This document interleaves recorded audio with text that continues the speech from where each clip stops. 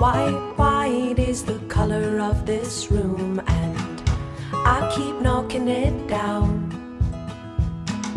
Gray is the painting in the hall, and no one here makes a sound. Engage your brain and enter the mind's eye, your one-stop shop for politics to paranormal and everything in between. I'm your humble host, DJ BJ Turnov, and you're listening to Z Talk Radio.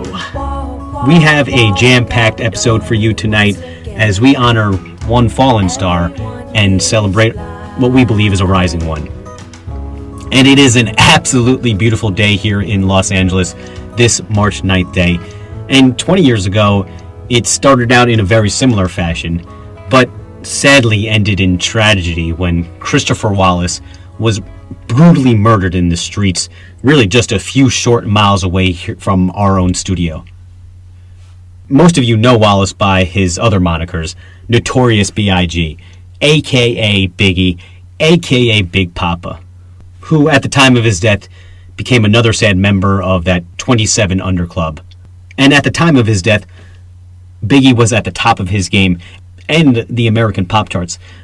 And as a native New Yorker who lived in Brooklyn for a small bit of time, I have a very special place for Wallace. And I'm not going to own up and pretend that I'm some huge rap or hip-hop artist, or even that I know a great amount about its history. But there was always really something about the Notorious, about his lyrics, his storytelling abilities that I connected with. You know, his death always made me think about the cracks in our system. I mean, we're talking about arguably the biggest artist, at least in America at the time, being killed in front of what seems to be a preponderance of witnesses and evidence. And even sadder that his death often overshadows the exuberant life that he lived. Because in the 20 years since, not a damn thing has changed. Biggie's death still remains an unsolved crime, and the murderer still at large. We're going to change, hopefully, at least a part of that tonight, as author Cathy Scott takes a seat at the TME table. Cathy Scott is the real deal. She is a tour de force when it comes to true crime writing, as both an LA Times best-selling author and an award-winning investigative journalist. And as I'm speaking, go check out her blog, Crime She Writes, which is featured on Psychology Today, because you certainly won't have another chance. When we return after this quick commercial break, Cathy Scott is going to help us close the case finally, and we're going to explore her investigation featured from her book, The Murder of Biggie Smalls. And don't forget to stick around after Cathy when Abbey from Abbey and the Myths stops by.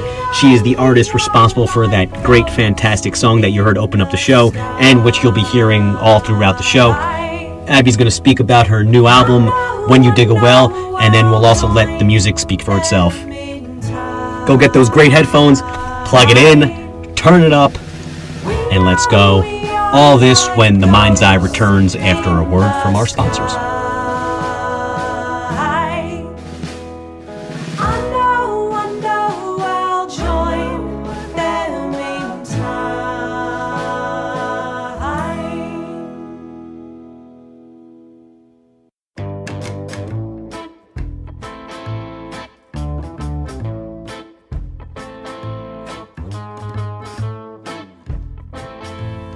We've been told about one crime that has been solved for a very long time, and that is the murder of Martin Luther King Jr. Place where Martin Luther King Jr. was killed, the Lorraine Motel, which has since been turned into the National Civil Rights Museum, has their very own exhibition called Lingering Questions. That, and coupled with last month's Black History Month, it inspired me to write about his death in something that I call in my latest blog, The Conspiracy to Kill Martin Luther King.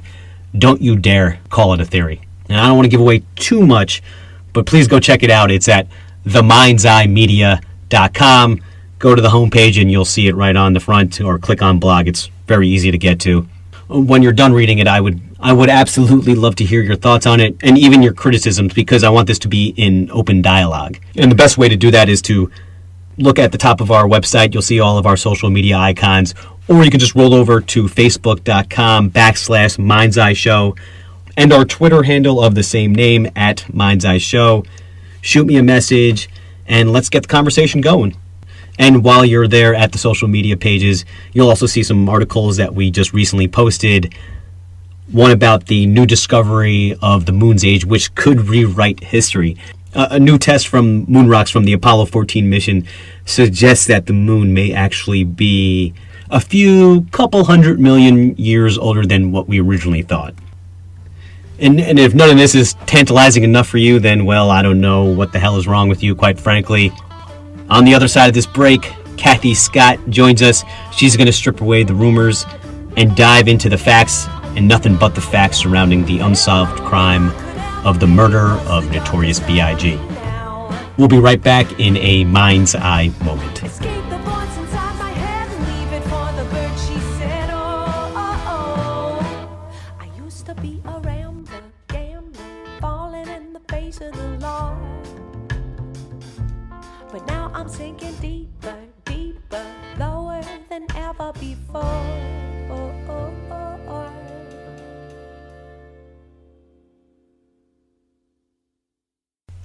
What's the one thing MSNBC, Dateline, Today Show, CNN, and ID all have in common? That would be our next guest, Cathy Scott, journalist, true crime writer, and a damn fine human being. Cathy, much obliged for a moment of your time. My pleasure. Thanks for having me. I gotta know right off the bat, as a small child, were you always fascinated with crimes and criminals? I mean, what is it about true crime that, I guess, fascinates you? Well, I've always been interested in newspaper reading and that sort of thing. And then when I was 18, about 18 or 19, some neighbor girls and I were jogging at night, and a man flashed us, sort of. I mean, he dropped his pants in the middle of the street under a stoplight, a street light, and it was my first experience with court, and we went to court, and he ended up pleading out. But I've always been fascinated, and just saw my first drug arrest when I was a general beat reporter with a small newspaper in San Diego, and there was a DEA and the feds did a drug bust at the beach, and I was at the scene of the crime, and I got up for some reason. I just have an affinity for it. You've investigated a wide variety of crimes by people of a wide variety of backgrounds. I mean, do you find anything that links all of these, any commonalities, any patterns that you've seen over the time with your personal experiences and, of course, with your research and investigations? Well, I have a tendency to be drawn to unsolved crimes, and I like to write about the underdog. Tupac and Biggie, were underdogs. They're victims. Their cases were unsolved, and the Tupac case. I wrote the book, The Killing of Tupac Shakur, which of course led into Biggie Smalls after he was killed 6 months later, and I just kind of kick them around a little bit and followed the cases, and I get very passionate about it, and just followed it. And the two are linked, and you really can't talk one without the other, and we'll come back to that in a little bit. And like you said, Sure. Tonight what brings us together is the unsolved crime and the 20th anniversary of Biggie Smalls' murder. As a New Yorker who lived in Brooklyn myself, I have a special affinity for Biggie, and of course I try not to perpetuate stereotypes, but you don't necessarily fit the age demographic of a Biggie fan. I mean, what is it really about Biggie's story that made you focus on him? And his ending, of course. No, I sort of got ingrained in the hip hop world, with the Tupac murder, and he was a soulful guy, Biggie was, and I think his story is fascinating. He was raised by a Jamaican woman, a single mother in Bed-Stuy in Brooklyn, and had really a typical upbringing. He was a latchkey kid, but his he was a sweet guy. He didn't have that thug persona, and I just found his story and, of course, the murder case fascinating, and so I pursued it. You know, with Biggie particular, there, and really Tupac as well, they had these almost a dichotomy of characters in that their on stage was completely different from somewhat of who they really were off stage. Very, yeah. And well, yeah. It's funny because I think Tupac sort of evolved, and I think with Biggie's persona as Big Papa, you know, and you'd have the double-breasted suit or the big felt hat. He was kind of sort of a black mafioso. You know, that's sort of how he came across. But just sort of a, you know, sort of his on set persona, and it worked. And it worked for him. And we're going to discuss. And he was comfortable with that, and it's sort of when he sang, it all kind of came together. And you had a unique opportunity to talk with his close friends and his family while doing your research for your book, The Murder of Biggie Smalls. And obviously there's been a lot of stories that have been retold 1,000 times about him and regurgitated. But in talking with his close acquaintances and family, do you recall a story from friends and family that maybe really hasn't been circulated a lot, and that maybe something surprised you about him? Well, his mom, you know, I interviewed her at length, and several times she invited me to her Teaneck, New Jersey home, which he had bought for her. And one thing that stands out is, I mean, she kept telling me, you know, he wasn't a drug dealer. I mean, when he was in I don't know, junior high, early high school, he wanted to wear certain clothes. They wanted to wear, you know, light blue or whatever it is. You know, he wasn't a gang member, but he just wanted to dress like everybody else, and big baggy clothes and that sort of thing. And he went to a did he go to a private school? I think it was a private school. He might have worn a uniform. He would leave the house in his clothes that she had bought him, when he had his clothes stuck upstairs up on the roof, you know, and he would go upstairs and change his clothes and then go back to school. Well, she found his clothes and threw them all away. But I did talk to a Brooklyn cop who, I just walked into the Brooklyn precinct, and when Biggie was 14 or 15 years old, he was brought into questioning, he and a friend, about a murder, not anything they were connected to, but just in case they knew anything. And the cop said he just bawled like a baby, and he asked for his mother, and he was mama's boy, and I don't think a lot of people know that. It seemed like he had But boy, the ladies loved him, you know, and I think that was why, you know, he got along really well with women, because he had such a close relationship to his mom. And she told me too, he was a mama's boy, and I don't think a lot of people know that. And it's interesting that you say that, because I think Rolling Stones or someone recently came out and said he was one of the only true love storytellers in music of the, you know, in the 90s. Anyone who can really make that type of connection. And it's interesting that this type of rapper who had that persona also had that part of his, you know, game, so to speak. Yeah, he was a soft guy. He was like a teddy bear, you know. And then he'd get on stage and, you know, do the language he used and that sort of thing, and sort of talking the street cred. But he's been made out to be a big drug dealer. He wasn't. You know, he did some dime bags on the corner, but he was rapping rhymes more than anything else. So, and his mom really went after that too. That was just played up. It wasn't who he was. He was just a guy who wanted to rap. But he did have he did do the stage presence, you know, similar to Tupac in his thug persona. You know, Biggie kind of did the gangsta sort of thing. Interesting how something I was thinking about when reading about him, how he actually attended, Westinghouse High School. And at the same time, DMX, Jay-Z, Busta Rhymes, they were all attending. And it's interesting how, and that's like the Mount Rushmore of East Coast 90s rap right there. And, exactly. It made me think how that, it's interesting how sometimes when there's it seems often that when there's an explosion in art form, there are many artists who are in the same geographical region as each other, and sometimes they're inspiring each other and sometimes they're not. In this case, were they hanging out with each other, or they just were kind of doing their own thing separately as part of the rap tree? No, I don't think he hung out with those guys. He was doing his own thing on the corner. So, he got the his Junior Mafia together and all that, his backup singers. But he was just any chance he could. All the guys there in Bed-Stuy. He was in Clinton Hill and Brooklyn. And that's what the kids did, and they started rhyming on the corners, and he'd gather a crowd. So it was mostly he was sort of solo. He wasn't out there rapping with anybody else, other than trying to help some younger kids do the same thing he was trying to do, elevate them.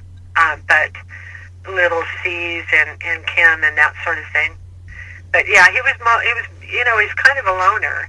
He had a couple good friends, Damien.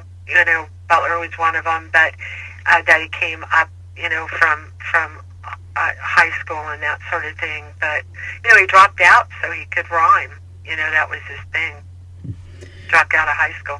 His mother was none too pleased when he did it. He was, I think he was 17, and he needed her signature, and she wasn't going to sign, and he tucked her into it, because he wanted to concentrate on music. He was determined to make it, and obviously did, and we can talk a lot about his success, and a lot. Unfortunately, what overshadows his great success and his amazing ability as a storyteller is his death, and that is tonight, the 20th anniversary of it.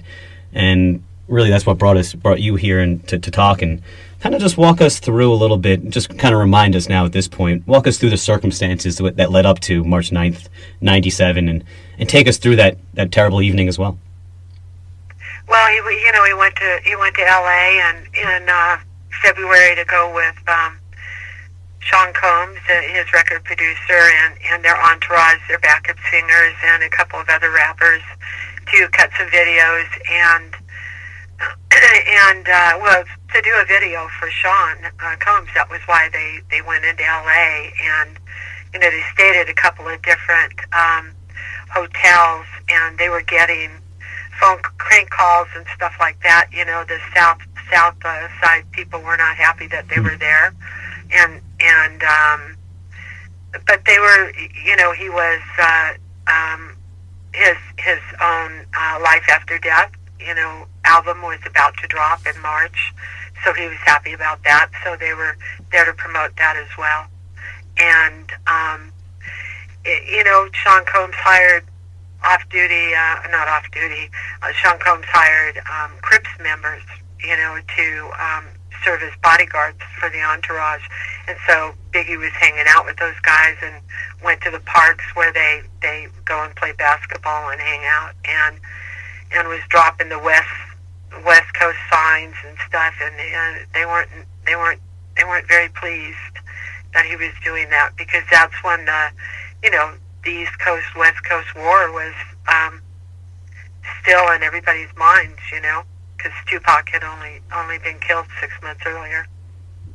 But that's why they were there, to do a video and then promote his album that was about to drop. Where was he coming? And he was a victim of a drive-by shooting. Where was he coming from at that point?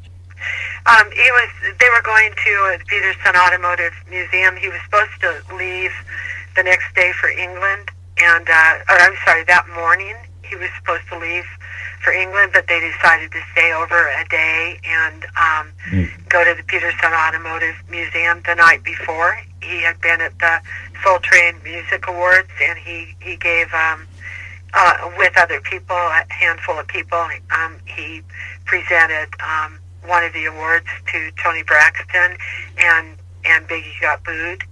So that was kind of, distressing to him a little bit. But he went ahead and went to the party at Peterson. It was sort of an after party for that, and a bunch of people in the industry were there.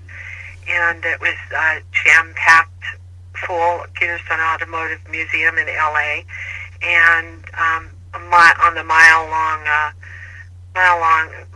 avenue of cars or something, I think is what it's called. And he was partying, and girls came up to his table, and he got a good reception, and then it was overcrowded, and about midnight, 11:30, the fire department shut it down because it was overcrowded. And he and Sean Combs in another car, and Biggie with his buddies Caesar and Damien in his car. They walked from the Peterson Automotive Museum entrance, which is all covered until you get to the street, and then they got in their cars that were parked on the street, and a vintage Pontiac, I think it was Pontiac, wasn't it? Drove up, and guy in it, the driver opened fire and shot him. And we're going to go into your investigation. He didn't see it coming, it was, he was sitting shotgun in the passenger seat, and same as Tupac, and of course the similarities were immediately talked about. But I think his weight had a factor, because he was 301 pounds, and he had a chest injury. But he was dead on arrival. Then he followed Sean Combs, and the driver just kept going. And Cedar Sinai Hospital was around the corner, and they drove him to emergency, and he was dead on arrival. They tried to work on him, but they never revived him. Interesting that 4 years ago that the LAPD released their autopsy, and they said that I guess he had four bullets in him, and of those, 3 of them weren't fatal, but I guess one of them was fatal. I think it hit his liver, or I can't remember offhand. Yeah, his liver and his chest and stuff. And if you look at I did read the autopsy report, and if you look at it, his weight was a factor in it. And plus, I don't know if they got to him soon enough, because it was only a couple of minutes to the place, but still, and he was sitting back, and then they dragged him out of the car, kind of similar to what happened to Tupac when he was shot. But the similarities are very eerie, but they were done by different people. I do have a theory on that if you want me to give it to you. Let's hear. Well, I think whoever killed Biggie wanted it to look like it was similar to Tupac's. I think it was duplicated intentionally to make it look like it was the same people, and Tupac's everybody knows his is solved. Orlando Anderson out of L.A. and Tupac's, we basically know the gang affiliation that did it, but no names on that one. And before we go really into the meat of it and the details, that he was in LA promoting his album that was going to be released 16 days afterwards, and it was called Life After Death. And during that last piece, you said that he was distressed because of the booing that he received there. All this somewhat eerily prophetic. Did he think he was going to die? Did he mention to any of his family members that he believed he could have been killed? No, he talked to his mom from the hotel before they went to the party. He talked to her that morning, and she was surprised he was still in L.A. because he was supposed to go to London. And she's like, no, Sean canceled it. And he wasn't really up for a party, and told her he wasn't, and he was anxious to leave L.A. He didn't tell her about being booed the night before, although we all know it because, we've got video of it. But they were getting calls. He was getting threats.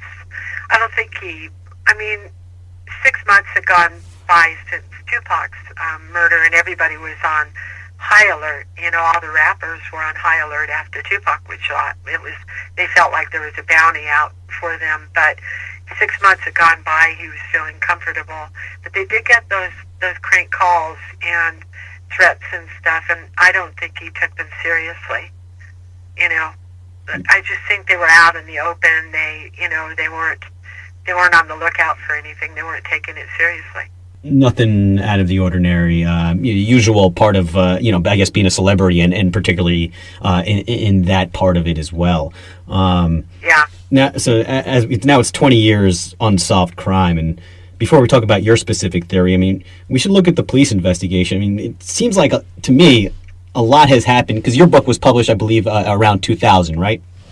Yes. And so a lot has happened since then, particularly for the family bringing about suits. While at the same time, obviously, nothing has happened because nobody has been brought to justice for it. I mean, why has no arrest been made? Yeah. Well, I think, the LAPD had a lot going on during that time. You had the Rampart, corruption scandal within the ranks going on. There's just a lot going on. There were a lot of murders that year, and I covered the Susan Berman case, she was killed in 2000. He was killed in 97, and that until now, that's just now going to trial. And you had a lot of, every time I called, there'd be a new detective on the case, with Biggie. And I think,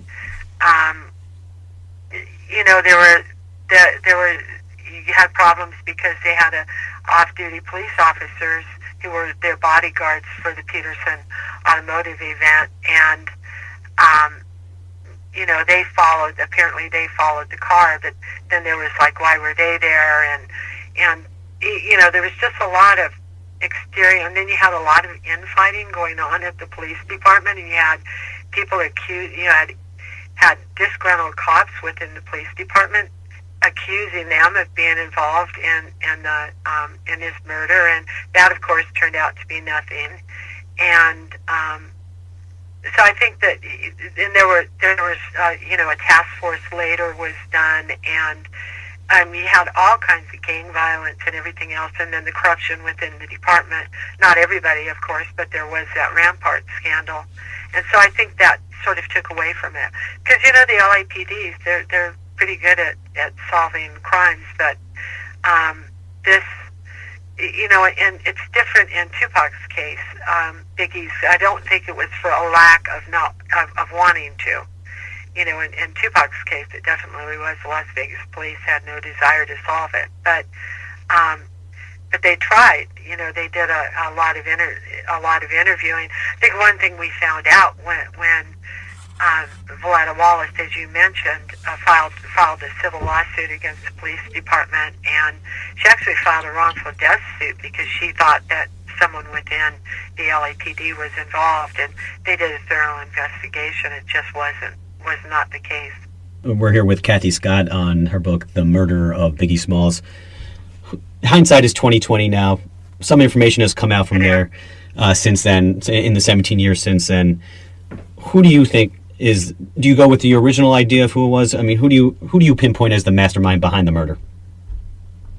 Well, I like to follow the evidence and the forensics, and kind of, if you boil it all down and you take all the emotions out of it, and take the East Coast, West Coast war out of it, the rap war, and just look at the circumstances and what was going on, and all evidence points to him being killed. Tupac was shot by the Crips, and different subset, but who was disgruntled, who was upset with Biggie and Sean at that point. It was the Crips. He hired them. Sean Combs put them right there in their base, and they hired him, and they were complaining because Sean Combs had not paid them for bodyguarding, and then there was Biggie hanging out at the parks and stuff with them, and they were teed off and ticked off, and I think they did it as retaliation to Sean Combs. But they tried to make it look like it was similar to Tupac's murder. I don't think it's any big conspiracy within. I know that there are police officers, one who's now deceased, who strongly believes that Suge Knight was involved. The LAPD, every chance they get, they before Suge got in trouble in a murder case and found himself in prison or in jail. Before that, they were pulling him over for having weed on the freeway. For any infraction, they were pulling him over. They investigated any connection with Suge Knight, the record producer for Tupac. any connection in Biggie Smalls' murder, and absolutely came up empty. And they wanted him bad. I mean, they were pulling him in for all kinds of stuff. They wanted him, and if there were any evidence at all pointing to him, they would have indicted him, and they didn't. So while Suge Knight's a bad boy and all the stuff that antics that he did, with his business and all of that, there's no evidence pointing to him. Yeah, I could be wrong, but that's what I see. Yeah, I don't think anyone here is going to defend Suge Knight in the things that he's done here before, but and I think we all almost want it to be him because it would actually make everything more logical. Obviously the evidence doesn't point there. No, that was a lot of hype. That was a whole lot of hype. The West Coast rap war. But if you boil down the evidence and you just take away everything and you just look at it, some things are more simpler than they appear, and it's just street justice. It's basically, they don't like him hanging around. They didn't like him, flashing West Coast signs when he was from the East Coast. I mean, it's very basic stuff, and so they just took him down. I mean, these are guys who drive through their streets and do drive-bys all the time. They have no value of life, so that to me is what it points to. That, there are people out there who have their own theories. There are a million of them. Yeah, let's just take a quick break for the moment. We'll go into a little bit more about your evidence and talk about, I'll let you eviscerate some of the more popular theories that have come out since then. This is The Mind's Eye. We'll be right back with Cathy Scott on the murder of Biggie Smalls.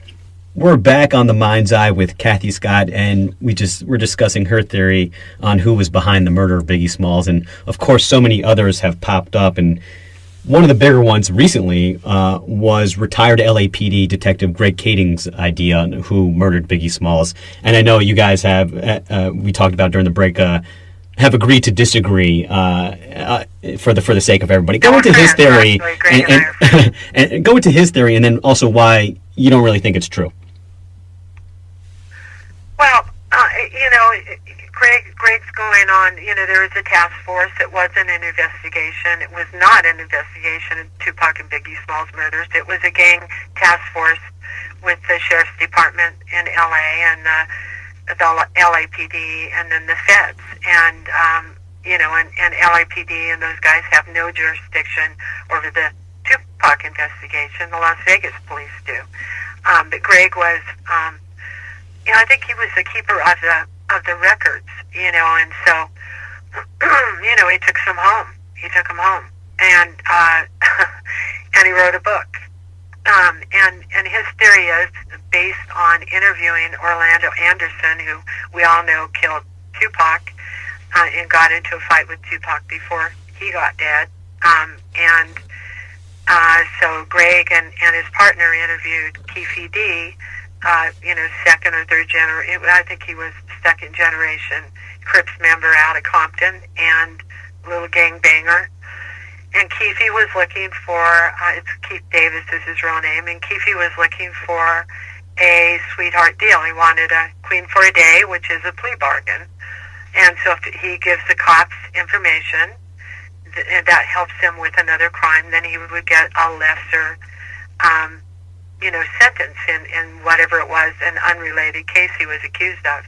So Greg and his partner interviewed him. And did you listen to that interview, or did you read it? I actually didn't have a chance of that one, but yeah, please go into it a little more. Confession? No, I didn't see that part. Please tell more.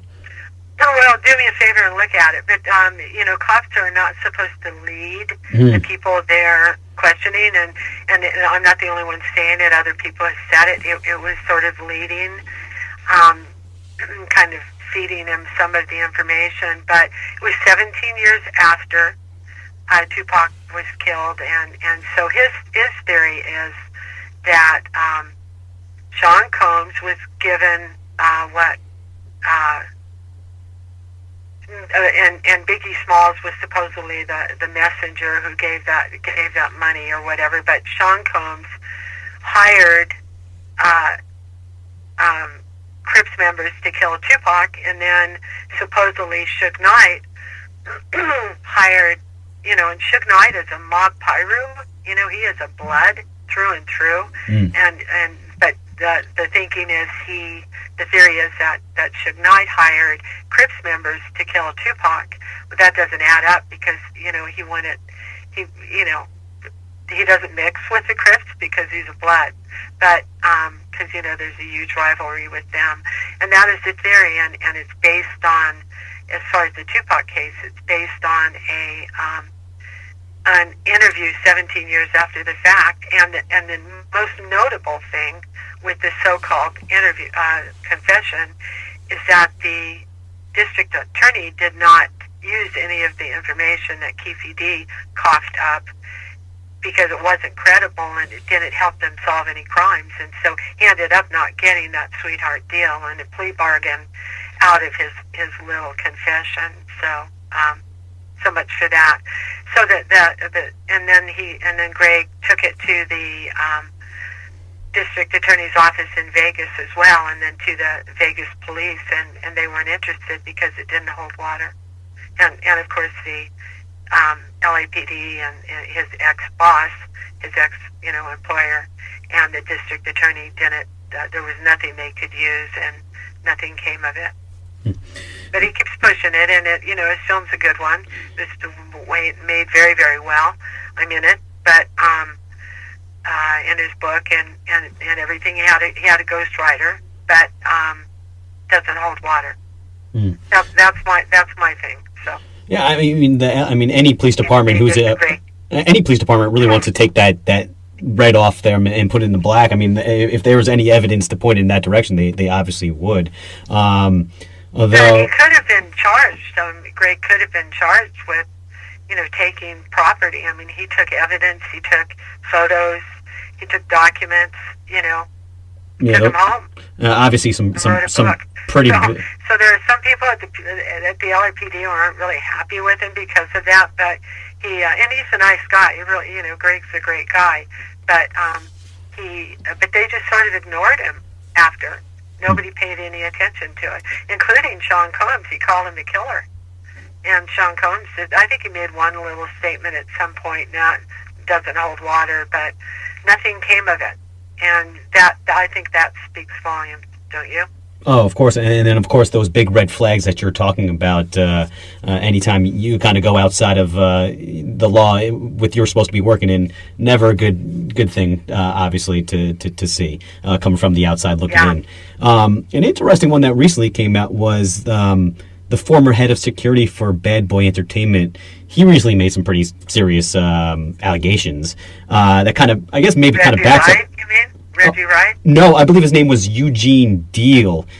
He was, okay. And he claims that the bullets that were meant to kill Biggie were actually meant for Puff Daddy. Did you see anything that could back that up? Biggie's car window was unrolled, so if the bullets were meant for Sean Combs, Sean was in the car, and Puffy Combs was in the car in front, the SUV in front of Biggie. So. Biggie was a big man, as you know, and his car window was unrolled. So the shooter would have seen what he was aiming at. And if the shooter was sitting there in wait, he would have seen the entourage walk out of the Peterson gym and Peterson Automotive Museum, rather, to their respective cars and see that Sean Combs got into a different car than Biggie, so that doesn't hold water either. When you have these type of unsolved crimes, particularly with someone of his stature, so many conspiracies are going to pop up, and a lot of them actually seem, and most of the ones that we've talked about for face value, they really do make a lot of sense. But then, obviously, when you dig in a little bit more, they have some clear holes. You had a chance to speak with Biggie's mother, and who do they believe killed is really behind him, the murder? Well, Valletta Wallace, Biggie's mother, she really buys into the, the theme that, Russell Poole was I always say he was on the case for 5 minutes, but and he passed away, a year or so ago. But he was on the case, and he was just adamant and went after people within the department, and the feds looked at his evidence that he presented, and the district attorney, and came up that no, it's not plausible, and there's no evidence pointing to that. So that's another theory. And unfortunately, Valletta Wallace believes that. She believes that that the LAPD, someone within the department, had her son killed, and I think she believes Suge Knight was involved, like that, LAPD had him do it or something, and that's what she believes.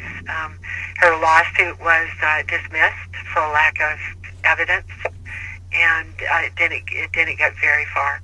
It sort of sat in limbo for a while. So, but I always say some things are, like I said earlier, some things are more simple than they appear, and that's the case in this. To me, it's just street justice, and it's hard for average people to wrap their brains around street violence. This is just gangbanger stuff, and they're not sophisticated, and they do drive-bys all the time. So, they're good at aiming at a car and hitting something inside. So that's basically, what happened. You have a beef with somebody, and boom, you're dead. Now, part of it was financial motive as well, right? Yeah, they were ticked off because, that's what I've learned is that Sean Combs hadn't paid them for their bodyguard work, and he'd hired them before. It wasn't the first time.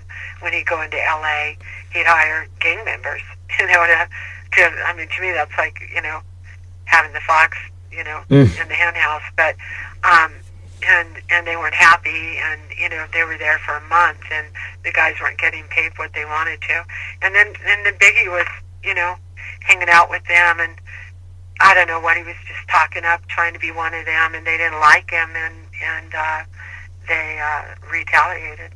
I mean, it's just, it doesn't take much for them to, to have a beef, and then they go and do a drive-by and kill somebody. It happens every night in the ghetto, and it's bad stuff, but, that's basically, I mean, all the other things floating around. I could be wrong, but I think, Tupac's case is so easy they could just solve it, now, but Biggie's is a little tougher because, they've never been able to pinpoint, which person actually did it. I mean, there were two, and the police sort of confused it as well. There were two composite photos, and it was because, within the department, Russell Poole was trying to push one guy, some guy named Muhammad, who had a round face, and whereas the witnesses at the scene at the Peterson Automotive Museum had the person as a thin face, and so you had two composite police photos, which was amazing to me, and I published both of them in my book. And so I think that confused a lot of people, but that came from within the department. And one wasn't released for like 19 days, and it was just very confusing when I first saw those. But it was because you had a disgruntled cop trying to push a theory, and it didn't work. Fortunately for the Wallace family, for Biggie's family, is as a result of that, I don't think the case was handled properly the way it should have, because someone had come up with a theory that there was no evidence for. From the outside looking in, it does seem that the Wallace family has gotten a bit of the shaft from the police and judicial system. Absolutely. Do you think any of it has been intentional at all? Not within the LAPD. I think just a couple of cops who wanted their version of the story to, because they wanted some other cops to get in trouble. But no, there's I don't think there's any credence to it. The LAPD wanted to solve that case, and then other cops have been on it as well. But there's a lot of turmoil going on within the LAPD at the time, unfortunately, and Biggie's case is a victim of it. Why, it's, they didn't. It should have been the gang cops out there trying to find out on the street what happened. You had Tupac being killed by gang members. Go to the same neighborhoods. Go down to South Central, and if they'd been done some of that gumshoe stuff and gone out and gotten some intelligence from the street, I think his case could have been solved. But he had all that infighting within the police department, which just hampered the investigation. That's why it's unsolved. It would be hard to trust them on any of their conclusions because they did botch it. You know, you want to trust the police in this regard, but did botch it. You don't know what to think here. And it's a cold case, the same with Tupac. So you've got two of the biggest top artists in hip-hop killed, and both of them are unsolved, which is amazing to me. Yeah, Had they been white, would they have been solved? It seems like high-profile white singers. I don't know. To me, that's why your theory makes the most sense, because in most things, the answer to 99% of all questions is going to be money, and you know that seemed to be at least the precipitating point. Yeah, you know, I follow the evidence and I follow the statements and everything that's out there, and that's what it leads me to. Yeah, in my opinion, you really nailed Biggie, and then of course with your other work, I mean, you really seem on top of everything. You were talking about Robert Durst a couple of years ago before the Jinx came out. Who do you have your sights on next? Well, I've got a memoir. I can't talk about it yet. I've been asked by my agent not to do that. I should be signing a contract soon for a high-profile criminal case that does not involve murder, and I'm writing someone else's memoir for the person. But another case I'm doing is there are two murders on the beach in Torrey Pines in La Jolla in 78 and 84, two teenage girls. Similar circumstances and fascinating case, and the police pointed to a forensics guy within the department within their own department who they think did it with someone else, but evidence is not taking me there, so I don't think the police got it right. And I was going to say, it sounds like that show Dexter. Yeah, so it's a fascinating case, and that'll be my next book. Oh, well, I feel bad for the person who actually did commit it, because you're going to nail them and you're going to get them arrested most likely. So, I committed suicide a long time ago. Okay. Well, we'll have to talk about that next one when it comes out. Cathy, just give out your social media. Give out your social media information before I kick you to the curb. Cathy Scott. I'm on at Cathy Scott on Twitter. Cathy with a C. And Cathy Scott 10 on Facebook. You're not trying to trick anybody there, I can see. All right. Not trying to trick anybody. Yes, I go by my name. All right, wonderful. Cathy. Easy to find. Very easy. Cathy, most appreciation for a piece of your time. My pleasure, Brian. Thank you. Much obliged, Cathy. And as our commemoration to one fallen star closes, our focus to the rising one begins. Abbey from Abbey and the Myth joins us after this break. We're going to talk to Abbey about her new album, When You Dig a Well, and we're going to play a couple full tracks. Get your dancing shoes on in preparation for our return. The Mind's Eye after a quick commercial break. Climb the highest summit, barrel through the windy sands. I will tell you stories deep within my past. Tales of smoky rivers, all the loves that wouldn't last. Now joining us, the one and only Abbey of Abbey and the Myth. So we met a few weeks ago, and I was just absolutely captivated by your live performance, and this is what kind of led to our show right now, and I think you're really, really on the cusp of some greatness right here. Just tell us a little bit about your band. Give us a quick snapshot. So my band is called Abbey and the Myth.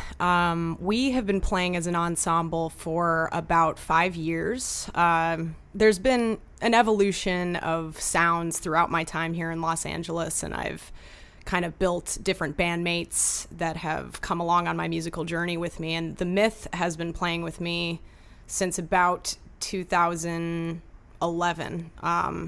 The band consists of accordion, upright bass, drums, and myself on a plethora of instruments. I play banjo, guitar, and mandolin. So very organic, kind of rootsy sounds. That's always what I've been drawn to with my writing. You just mentioned a few instruments, and a lot of times those instruments are used for bluegrass. And you definitely, I would say, are in that style, but at the same time, you're not necessarily relegated to it. How do you define your music? Do you use a genre, or I mean, what are the words that you use to describe your music? So bluegrass definitely comes and peeks its head into my writing for sure. I used to listen to a lot of Bill Monroe and Earl Scruggs, and I'm very influenced by bluegrass, but I've also been very influenced by a lot of other genres in my life, like indie rock and even reggae, and I listen to a lot of hip hop. So I kind of like to create almost a folk kind of pizza pie where I have like a lot of different toppings that I can sprinkle in and out of the mix, because I love every kind of music there is. So bluegrass is definitely there, almost like if we're going to use pizza as I'm going to go with this now. If we're going to use pizza as a metaphor, I'd say that bluegrass is the crust. The rest kind of sprinkles on, and I just like to mess with genres quite a bit with my writing. It's funny that you mentioned the word folk, because when I hear the word folk, one of the first words that always come to my mind is myth, and there's your name, Abbey and the Myth. I mean, is that where that come from? Where did your name originate? That's actually a really interesting association. Believe it or not, no one has actually said that yet to me. Like folklores and mythology, that's really accurate. I do love this concept of mythology being kind of in our current day-to-day lives. Joseph Campbell really was one of my biggest influences as an author when I was a young kid. I read Power of Myth and actually took a class about it. So I would say that the mythology that he talks about, kind of relating to these old folklores, these stories that we have in our thread and in our history, we can use, kind of with our current state, and also it relates to a lot of psychology as well, kind of like our inner psyche with the stories that we create. So that's kind of a more broader concept of how I came up with the name Abbey and the Myth. You just brought up a bunch of things outside of music that have contributed clearly to your music. I mean, I think let's stay with that for a second. What other aspects of your life outside of music do you say contributes to your musicality? I really like to write a lot about my my practice as I've been practicing Buddhism for the last 2 years, and that's definitely trickled into my songwriting quite a bit. My journey with meditation and with the retreats that I've gone on has really greatly influenced my writing, as well as therapy and really studying psychology kind of as a hobby and thrill on my own time. The correlation between the two is a huge influence on my writing. Let's talk a little bit more about the music itself. You just released a great new album, When You Dig a Well. Tell us about it. Yeah, so When You Dig a Well is actually loosely based on my practice, as well as relationships and love and separation, starting again, kind of creating a new outlook on how you relate to people and how you relate to your partners.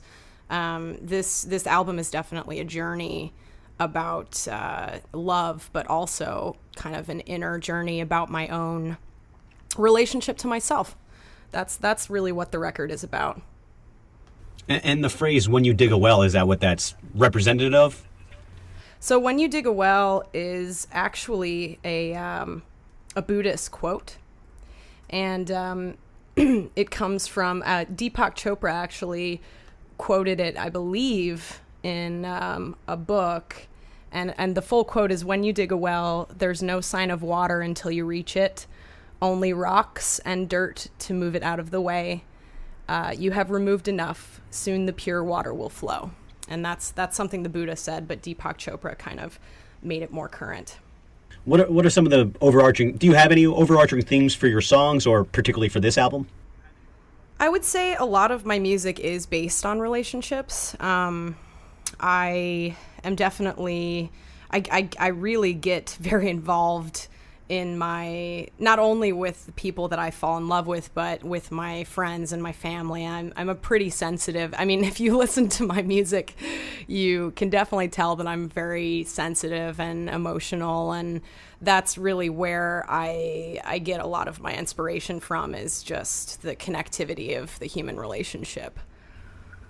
Yeah, I mean, you definitely, with the songs and the lyrics and the music, when you're, I mean, it's definitely wearing your heart on a sleeve, and I imagine all your songs are very personal. At the same time, they're all kind of your little babies in a sense. Do you have a couple that, at least from your new album, would you say that you have a particular favorite or one favorite? I have such a different, like you said, with all the songs being kind of my babies, I have such a different relationship with each tune. So I can't necessarily say that I love one more than the other, because that would be a bad mom. So I really do love the first song on the record. I have a really personal relationship with that song. It's called Delicate Parade.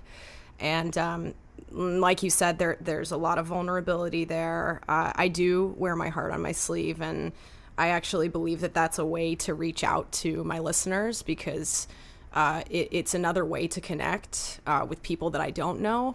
I've received messages from people that have said to me that my music has really impacted them and made them want to be more open and more vulnerable. And honestly, that's all I can ask for as a songwriter, is to reach out to people that I may never meet, but affect them in a positive and in a real way.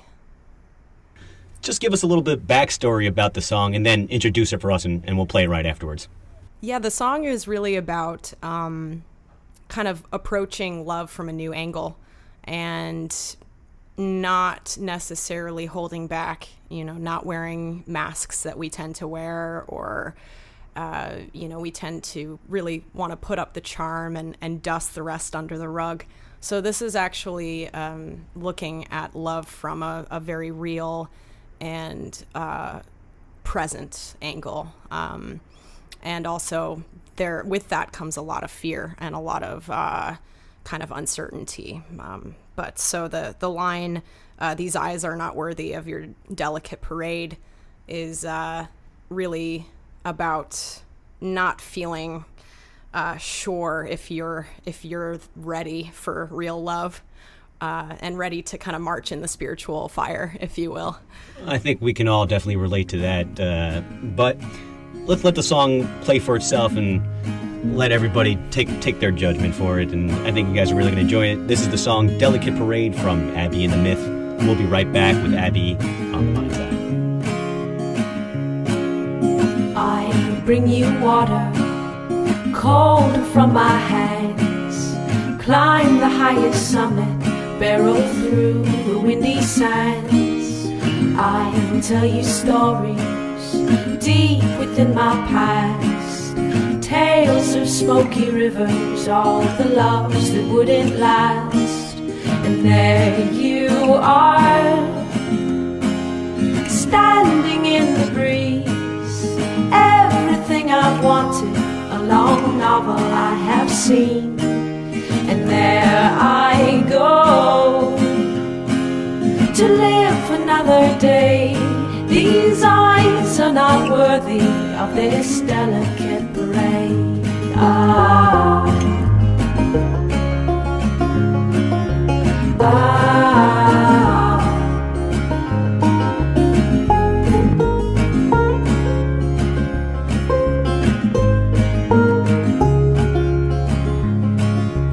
I will let the light in, shadows come to rise. Cast away the demons and dance on their demise. I'll show you seasons, to winter into spring. Laugh until we cry, when there is sadness start to sing. And there you are, oh, standing in the sea, hair falling like rain. You are waiting there for me. And there I go, just stumbling and afraid. These feet are not worthy to march in your parade. Ah.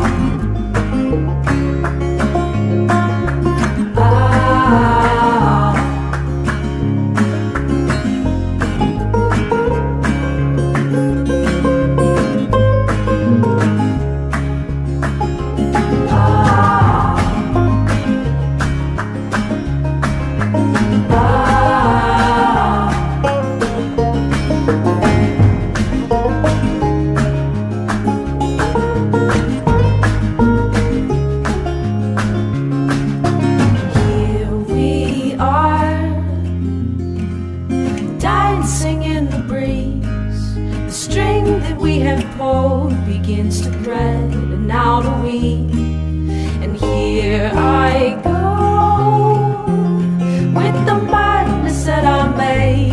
It takes two hearts to march among this delicate parade.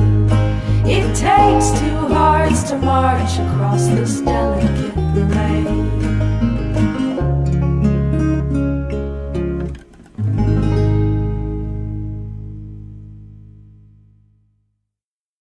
All right, so we're back with Anonymous Abbey of Abbey and the Myth, and you heard before Delicate Parade, and we're going to play at least one more track from her latest album, When You Dig a Well. I'm a big fan of it and a huge fan of Abbey.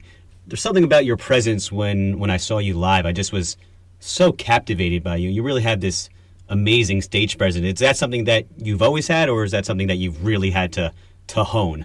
I've always, since I was a young kid, I've always just loved being on stage. I did a lot of acting as a kid.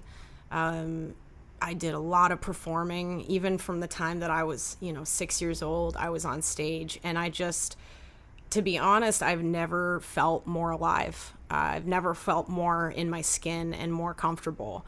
And in the last few years, I've even felt more comfortable on stage, and I must say that has a lot to do with my practice of mindfulness and just kind of being a little bit more at ease in the body, and a little bit more at ease with, kind of being curious about what's happening.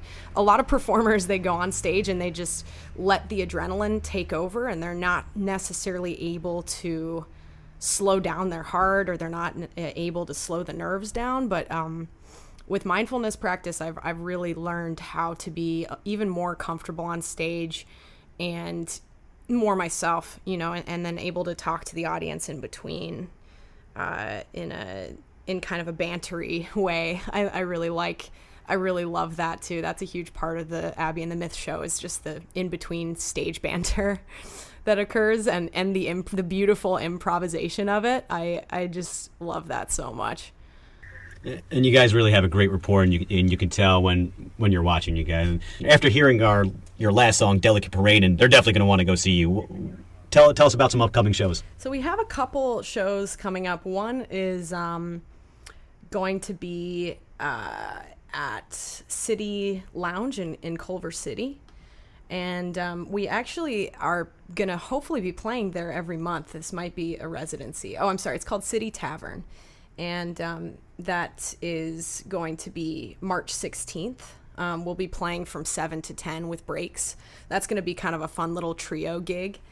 And then we're actually the house band for a really fun show called Don't Tell My Mother. It's a variety show where there's storytellers and comedians that come on and tell stories that they don't want their moms to know.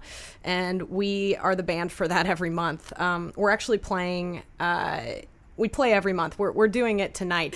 I'm not sure when the next show is, but you can always go on my website and check the shows out at abbeyandthemyth.com.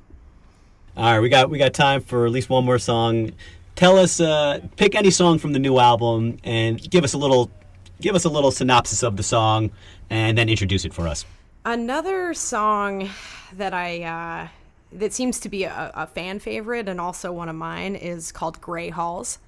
And that song has a lot of introspection about mortality, and about kind of facing facing your own mortality, coming to terms with that.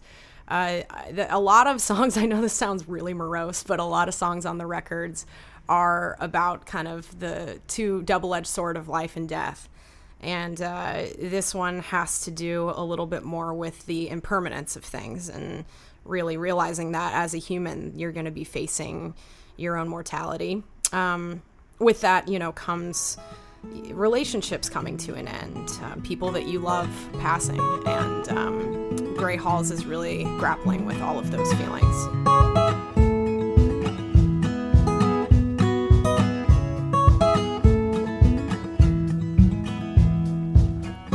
White is the color of this room, and I keep knocking it down.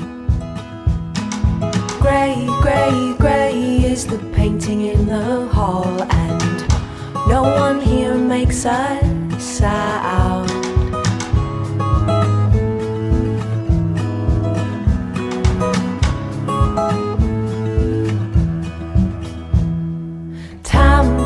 Time keeps on blocking me in, and I'm falling behind. Walk out the door once again, and everyone here is blind.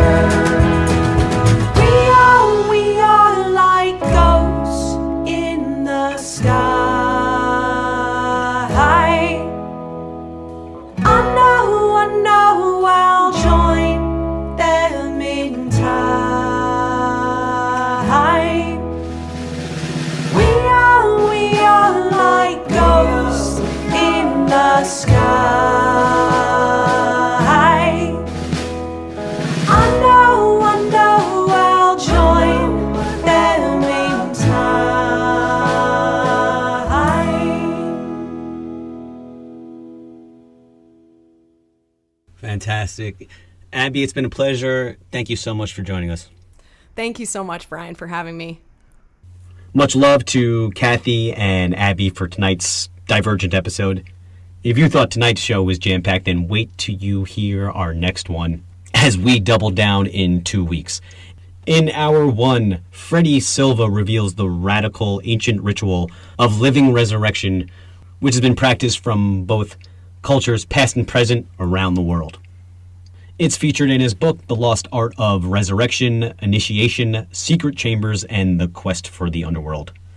Then spiritual teacher and philosopher Jason Gregory stops by. He's going to give us a guide to uncovering enlightenment through a philosophical, psychological, and spiritual exploration, all in his book, Enlightenment Now, Liberation is Your True Nature.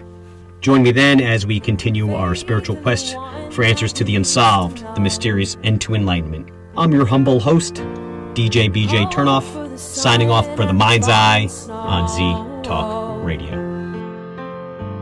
Love for the child.